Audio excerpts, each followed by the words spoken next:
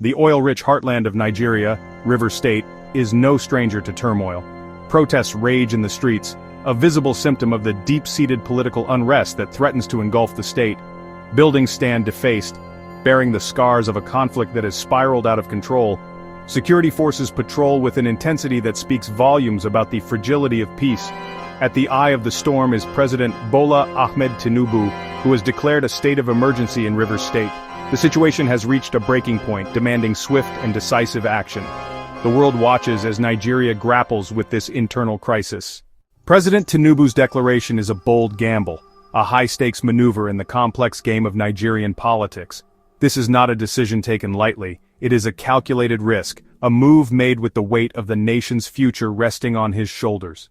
International observers, foreign investors, and neighboring nations are all watching closely, assessing the stability of Africa's most populous nation. The declaration of a state of emergency is a clear message. Nigeria will not tolerate lawlessness. But beneath this decisive action lies a web of intricate political complexities. Some suggest Tinubu is using the crisis to consolidate his own power, while others believe he is acting as a true statesman. Only time will tell what the true cost of this bold move will be. At the heart of the crisis in Rivers State lies a power struggle of epic proportions. Two political titans, Governor Siminalayi Fubara and his predecessor Nyesom Wike, now the Minister of the Federal Capital Territory, FCT, are locked in a battle for control. Governor Fubara is fighting to establish his authority, while Wike, despite no longer being the governor, still wields considerable influence. The clash between these two is a struggle for the very soul of Rivers State. As the drama unfolds, one thing is certain: only one man can emerge victorious. The roots of the crisis run deep, entwined with the complex relationship between Governor Fubara and his predecessor, Nyesom Wike. Fubara, handpicked by Wike as his successor, rode into office on a wave of goodwill and promises of continuity. But beneath the veneer of unity, cracks soon began to appear. Fubara, eager to step out from Wike's shadow, began to assert his authority, making key appointments that sidelined some of Wike's loyalists. Wike, never one to back down from a fight, responded with a show of force, publicly criticizing Fubara's decisions. He rallied his supporters to undermine Fubara's authority at every turn. The escalating feud between Fubara and Wike created a toxic atmosphere within Rivers State politics. The once united ruling party found itself fractured, split into two camps. Government agencies and departments were paralyzed by indecision. Development projects stalled, and the delivery of essential services to the people was severely hampered. Social media became a breeding ground for anger and frustration. The seeds of unrest, sown in the fertile ground of political instability, were beginning to sprout. The simmering tensions in Rivers State finally boiled over, erupting into violence that shook the nation. Clashes between rival groups became a regular occurrence, with reports of stabbings, shootings, and even killings. Properties were vandalized, businesses were looted, and the streets were transformed into battlegrounds. The police, caught in the middle, struggled to maintain order. As the violence escalated, fear and uncertainty gripped Rivers State. The state, once a symbol of prosperity, was now held hostage to the bitter rivalry of its political elite. The cries for help from Rivers State could no longer be ignored. Images of the violence, broadcast on television screens across the nation and shared widely on social media, shocked and outraged Nigerians. Pressure mounted on President Tinubu to intervene. Religious leaders, traditional rulers, and civil society organizations all urged the president to take action. The international community also watched with growing concern. President Tinubu, faced with a crisis of this magnitude, knew that the time for inaction was over. In a move that sent shockwaves across the nation, President Tinubu appeared on national television, announcing the immediate declaration of a state of emergency in Rivers State. He spoke of the escalating violence, the breakdown of law and order, and the urgent need to restore peace and stability. The declaration of a state of emergency was not a decision taken lightly. With this single act, President Tinubu had assumed unprecedented power over Rivers State. The nation held its breath, watching and waiting to see how this bold move would play out. Would it be the decisive action needed to quell the unrest, or would it further inflame tensions? President Tinubu's declaration of a state of emergency was met with a mix of reactions. Supporters hailed it as a necessary step to restore law and order. Critics, however, viewed the declaration with suspicion, questioning the president's true motives. They accused him of using the crisis in Rivers State as a pretext to consolidate his own power. The international community also weighed in, with some expressing support and others voicing concerns. Tinubu insisted that his only concern was the welfare of the people of Rivers State. While the political drama played out, there was another critical factor at play in Rivers State oil. As one of the most oil-rich regions in Nigeria, Rivers State plays a vital role in the country's economy. The escalating violence had already begun to impact oil production. Several oil companies had been forced to shut down operations due to security concerns. President Tinubu knew that he could not allow the situation to fester. The declaration of a state of emergency was also about protecting Nigeria's economic engine. As the crisis in Rivers State deepened, some observers began to speculate that the feud between Governor Fubara and Nyesom Wike was more than just a personal rivalry. They suggested that the two men were merely proxies in a larger power struggle playing out at the national level. Wike, a prominent figure in the opposition party, had long been a thorn in the side of the ruling party. Some believed that President Tinubu saw the crisis as an opportunity to weaken Wike's influence. This would not only weaken the opposition but also send a clear message to other potential challengers. President Tinubu's decision to declare a state of emergency in Rivers State was a calculated risk. If successful, it could restore peace and stability, protect Nigeria's economic interests, and strengthen his own political standing. However, if the intervention backfired, it could further inflame tensions and exacerbate the violence. The international community would likely condemn the move. Investors could pull out of the region, further damaging the Nigerian economy. The fate of Rivers State, and perhaps even the future of Nigeria, hung in the balance. The declaration of a state of emergency hung over Governor Fubara like a menacing storm cloud, casting a dark shadow over his once promising political career. Stripped of his authority, relegated to the sidelines of his own administration, he found himself a leader in name only. His every move scrutinized, his every word second-guessed. The weight of the situation pressed down on him, a heavy burden of responsibility and frustration. He had inherited a poisoned chalice, a state teetering on the brink of chaos. His leadership challenged from within, and now undermined by forces beyond his control. The emergency declaration, while perhaps necessary, felt like a personal affront, a public humiliation that stripped him of his mandate and cast doubt on his ability to govern. The very people he had sworn to serve were now looking to the federal government for salvation, their trust in his leadership shaken to the core. The governor's dilemma was a microcosm of the larger crisis gripping Rivers State. He was caught between a rock and a hard place, torn between his loyalty to his political godfather, his responsibility to the people who had elected him, and the overwhelming pressure from the federal government to assert its authority. As the sun rose on a new day in Rivers State, the streets bore witness to a changed landscape. Military patrols, a stark reminder of the state of emergency, became a common sight, their presence a double-edged sword, promising security while simultaneously stoking anxieties. The federal government, having flexed its muscles, now faced the daunting task of winning over a skeptical populace. The people, weary of violence and political machinations, viewed the arrival of federal forces with a mixture of hope and trepidation. The increased security presence brought with it a semblance of order, a much-needed respite from the chaos that had gripped the state. But beneath the surface, tensions simmered, fueled by years of distrust and resentment towards a federal government often perceived as distant and out of touch.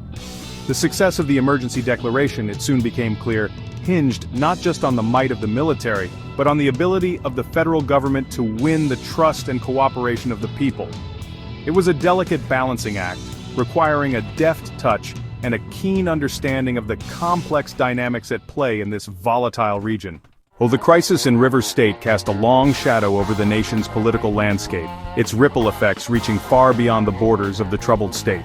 The year 2027, once a distant horizon, now loomed large, the upcoming presidential elections taking on a new urgency in light of the unfolding drama. Political analysts and armchair pundits alike dissected every move, every statement, every twitch of the eyebrow from the nation's political elite, searching for clues as to how the crisis in Rivers State might impact the upcoming elections. Would President Tinubu's decisive action in declaring a state of emergency bolster his chances of re-election, portraying him as a strong and decisive leader capable of restoring order in times of crisis? Or would it backfire, alienating voters who saw it as a power grab, a cynical attempt to exploit a crisis for political gain? The opposition, sensing an opportunity, seized on the crisis, using it as a platform to amplify their criticisms of the government, painting a picture of a nation teetering on the brink of chaos. They accused President Tinubu of incompetence, of failing to address the root causes of the unrest, and of prioritizing his own political survival over the well-being of the people. Lost in the cacophony of political posturing and power plays were the voices of ordinary Nigerians, the people of Rivers State, caught in the crossfire of a crisis not of their making. They yearned for peace, for stability, for a return to normalcy, their voices often drowned out by the deafening roar of political maneuvering. Market women, their livelihoods disrupted by the unrest, pleaded for an end to the violence that emptied their stalls and robbed them of their income. Students, their education put on hold as schools remained closed, dreamt of a future where their pens, not bullets, would be their weapons of choice. Mothers, their hearts heavy with worry, prayed for the safety of their children, their voices trembling as they recounted sleepless nights punctuated by the sound of gunshots and the chilling wail of sirens.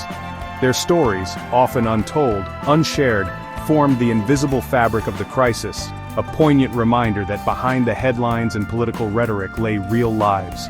Real families, real dreams shattered by the senseless cycle of violence and instability. The crisis in Rivers State exposed the fault lines that ran beneath the surface of Nigerian society, the deep-seated divisions of ethnicity, religion, and political affiliation that threatened to tear the nation apart. The battle for Rivers State, it became increasingly clear, was not just about control of a single state, it was a microcosm of a larger struggle for the soul of Nigeria. The emergency declaration, while perhaps temporarily restoring order, did little to address the underlying issues that had fueled the crisis. The questions lingered, unanswered, echoing through the corridors of power and the streets of the nation.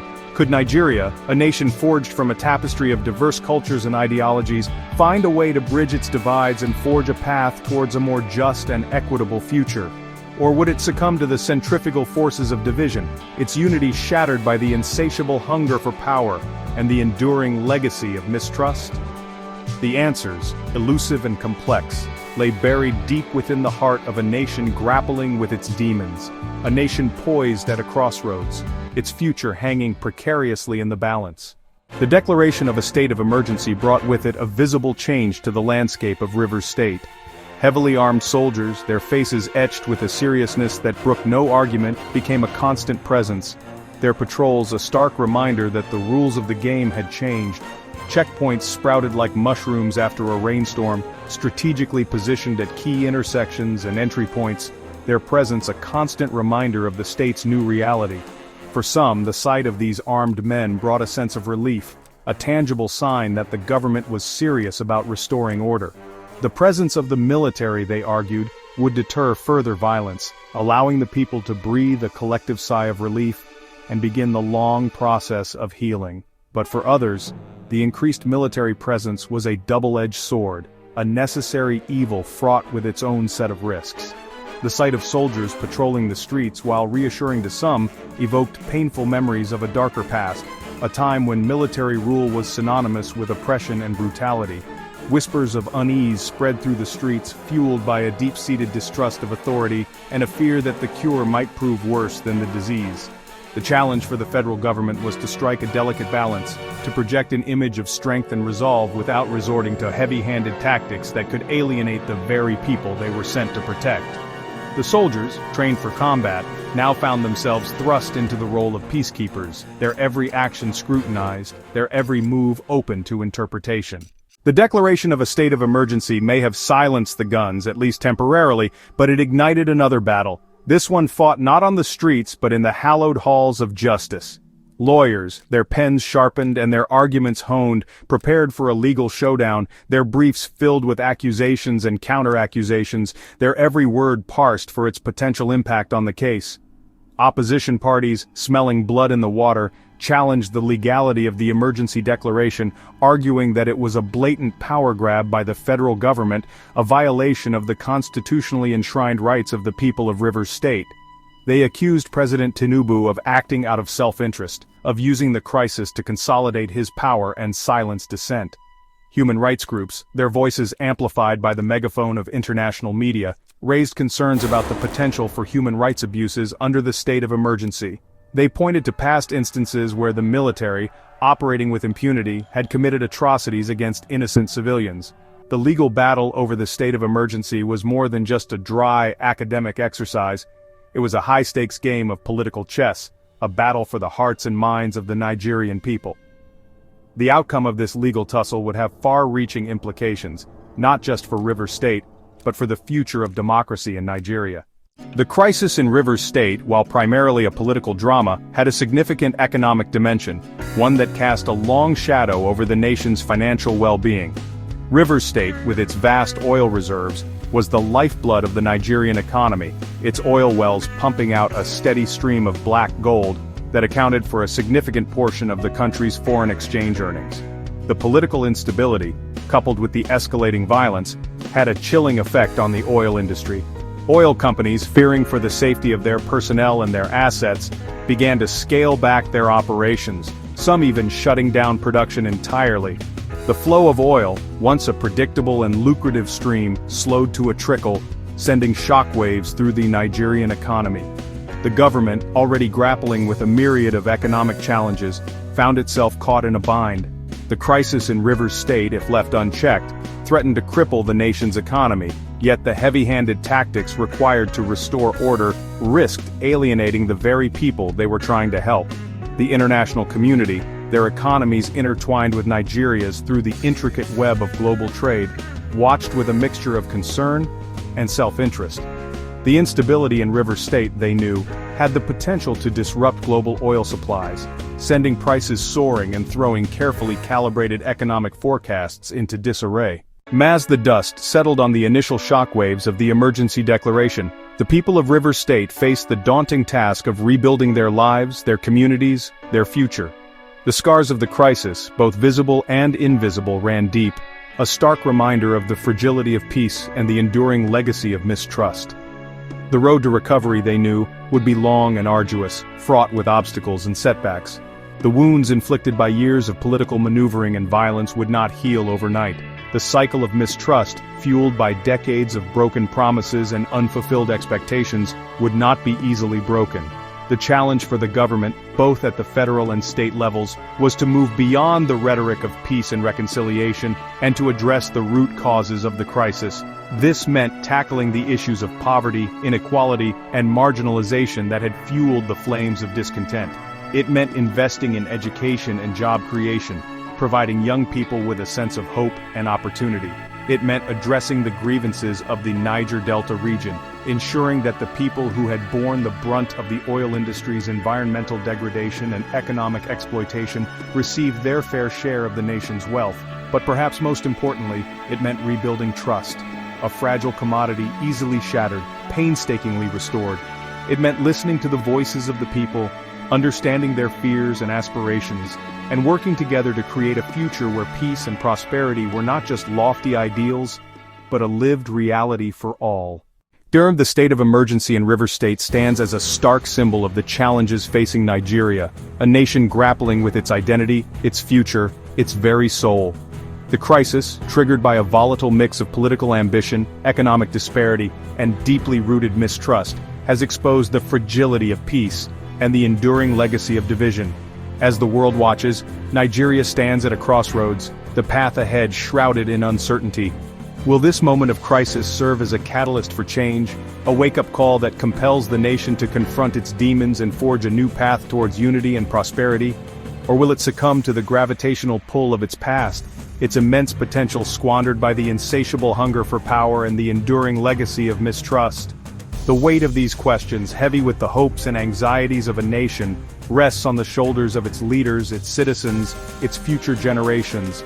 The road ahead will be long, paved with the difficult choices and uncomfortable truths that have long been swept under the rug of political expediency.